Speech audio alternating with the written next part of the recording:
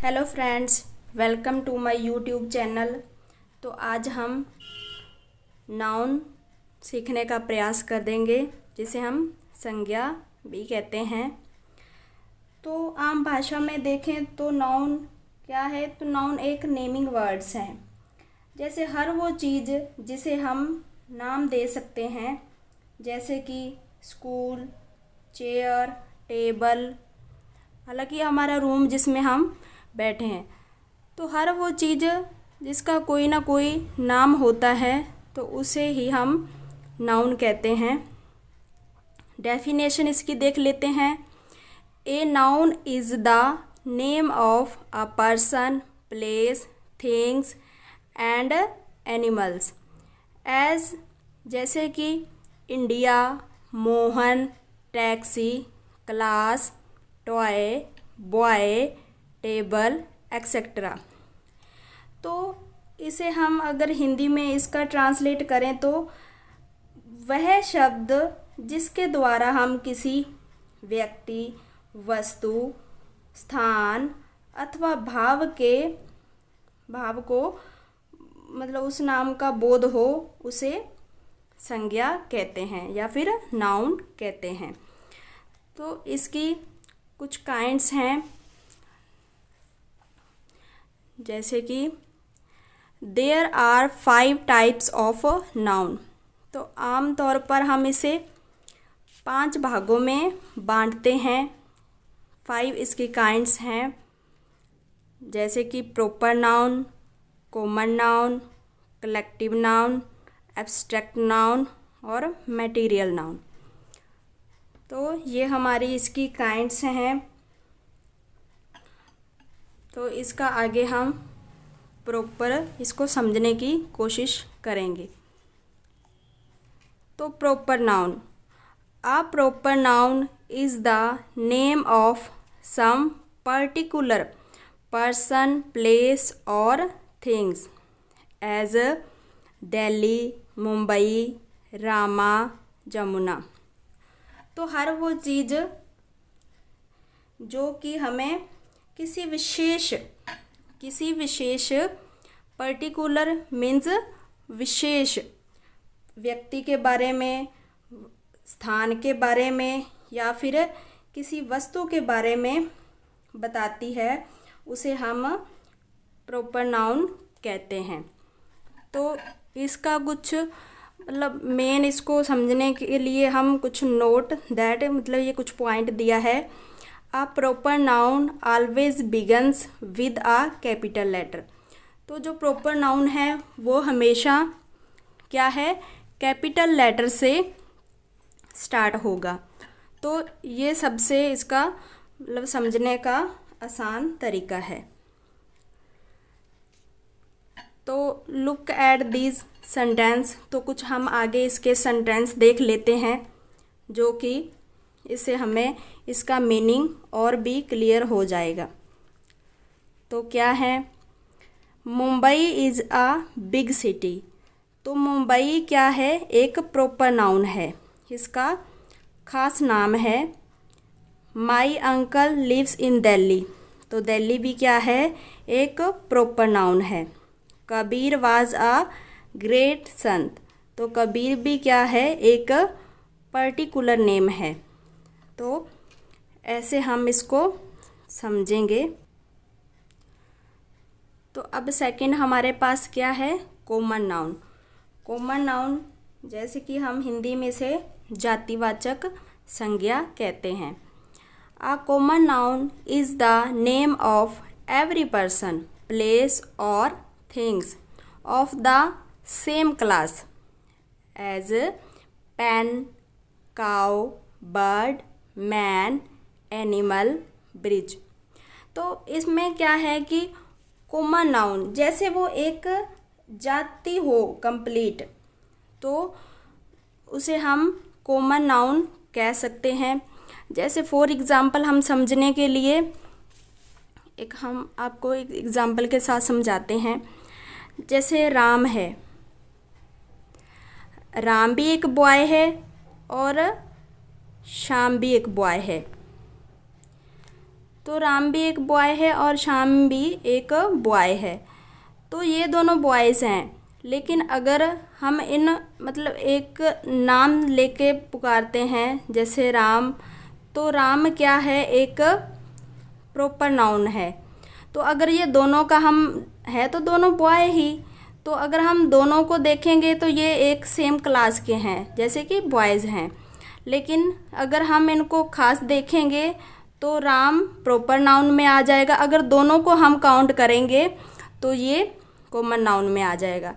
तो जो proper noun है उसका सिंगुलर प्लूरल नहीं होता, लेकिन कॉमन नाउन का सिंगुलर और प्लूरल होता है, इसे हम सिंगुलर और प्लूरल में ऐड करते हैं। तो आई थिंक यहाँ तक आपको समझ आ गया होगा। अभी हम इसकी कुछ एग्जाम्पल से और इसको बेहतर समझने की कोशिश करेंगे, जैसे कि द बॉयज़ आर प्लेइंग। अभी देखो मैंने वही पहले बताया था कि बॉयज़ क्या है, मतलब एक कॉमन है। तो अगर यहीं पे हमें किसी का नाम दे दिया जाए तो वो खास बन जाता है, लेकिन ये ज़्यादातर मतलब जो प्रॉपर है वो सिंगुलर में मतलब कि उसको सिंगुलर प्लूरल में हम नहीं काउंट करते, तो कॉमन को हम करते हैं, वो मैंने पहले ही आपको बताया है। नेक्स्ट है these orange are juicy, the birds are flying to their nest. तो ये इसकी कुछ एग्जाम्पल्स हैं। आगे हम नेक्स्ट है हमारा थर्ड कलेक्टिव नाउन। तो कलेक्टिव नाउन से मतलब ये है जैसे समूहवाचक किसी चीज़ का इकट्ठ होना। तो डेफिनेशन क्या है इसकी, a collective noun is the name of a group of persons, animals और things of the same kind.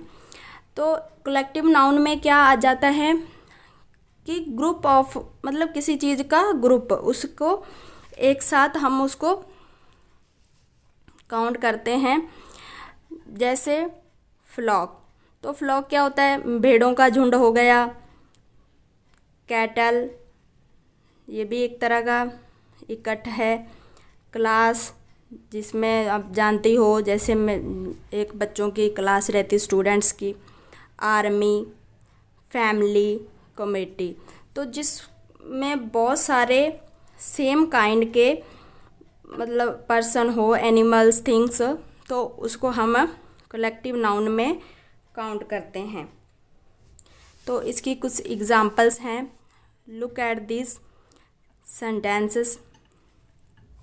जैसे कि our team won the match. तो टीम क्या है, टीम एक कलेक्टिव नाउन है। तो अभी मैंने पहले ही बताया था कि अगर हम टीम प्लेयर का ले लेते हैं, जैसे विराट है, सचिन है, तो और भी धोनी है। तो ये सब अगर हम सिंगुलर में एक एक करके मतलब सिंगल को लेंगे तो ये एक पर्टिकुलर नेम है। तो अगर इन सब को हम एक साथ इनका नाम लेंगे तो ये किस में आ जाएगा, कलेक्टिव नाउन के, क्योंकि इनका एक टीम बन गया है। ओके।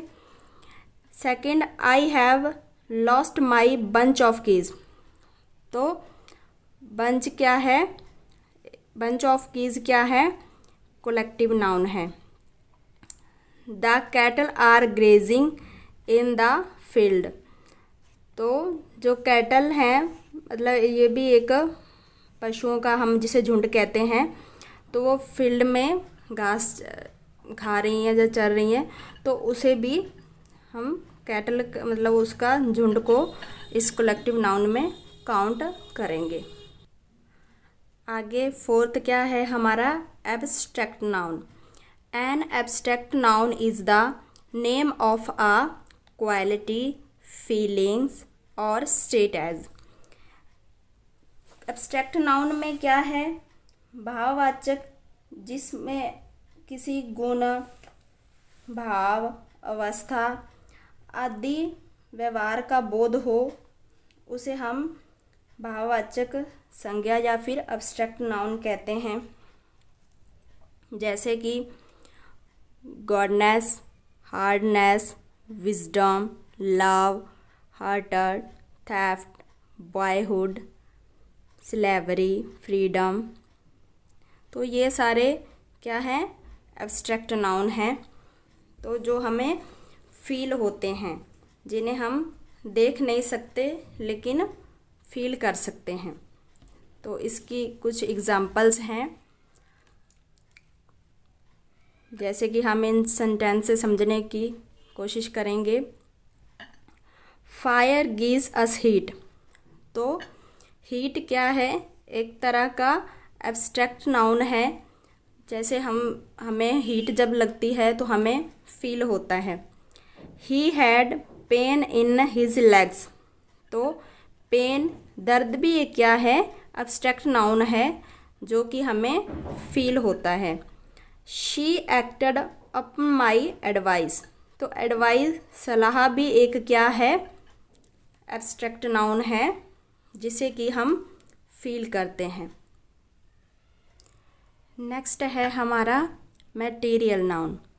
तो मटेरियल नाउन में क्या है, material noun is the name of a material और substance from which things are made and which we can see, hear, smell, taste और टच। वह चीज़ें जो कि किसी वस्तु से बनी हैं, तो जिस चीज़ को हम क्या कर सकते हैं, सी देख सकते हैं, हियर सुन सकते हैं, स्मेल ले सकते हैं, टेस्ट कर सकते हैं और टच भी कर सकते हैं। तो इन सारी चीज़ों को हम किस में काउंट करते हैं, मटेरियल नाउन में। तो लुक एट दिस सेंटेंस। तो जैसे कि शी इज़ नीडिंग फ्लोर। तो फ्लोर क्या है, एक मटेरियल है। Iron is a hard metal. तो लोहा भी एक क्या है, हमारा मटेरियल नाउन है। नेक्स्ट क्या है, the ring is made of gold. तो जो रिंग है वो किस से बनी है, गोल्ड से बनी है। तो जैसे कि पहले मैंने कहा ही था कि ये किसी सब्सटेंस से बनता है। तो जैसे गोल्ड है, पहले तो वो सिंपल गोल्ड था, तो अब वो उसको जैसे उन्होंने उसको किसी शेप दे दी तो वो क्या बन गया, रिंग। तो गोल्ड से हम कोई और शेप दे दें जैसे ईयर रिंग्स, तो वो मतलब किसी सब्सटेंस से रेडी होती है, तो उसे हम क्या कह सकते हैं, मटेरियल नाउन। नेक्स्ट क्या है, this chair is made of would. तो इसमें भी क्या है कि वुड लकड़ी है, तो लकड़ी से क्या बना है, चेयर। तो ये पहले तो एक सब्सटेंस था, वस्तु थी। तो इससे क्या है कि जब उन्होंने इसको एक प्रॉपर शेप दे दी चेयर की, तो ये इससे वुड से बना है चेयर। तो वुड क्या एक हो गया, मटेरियल। ठीक है जी। जैसे कि हम टेबल ले सकते हैं, तो टेबल को भी हम किस में, टेबल भी किससे बना होता है, वुड से। तो ऐसी और कई चीज़ें जो वुड से बनी रहती हैं, तो उसे हम इसमें काउंट करते हैं। आई होप आपको ये वीडियो में कुछ ना कुछ ज़रूर सीखने को मिला होगा। तो थैंक्स फॉर वॉचिंग। ऐसी ही वीडियो पाने के लिए हमारे चैनल को सब्सक्राइब करें और लाइक करें, और इसको आप प्रैक्टिस के ज़रिए इसको आगे और आप अपने माइंड में बिठा सकते हैं, ताकि ये चीज़ें आपको अच्छे से समझ आ जाएं। तो कुछ आगे हम इसकी एग्जांपल्स भी करेंगे, तो वो हम नेक्स्ट वीडियो में। तब तक के लिए अपना ख्याल रखिएगा। Thanks for watching. Bye bye.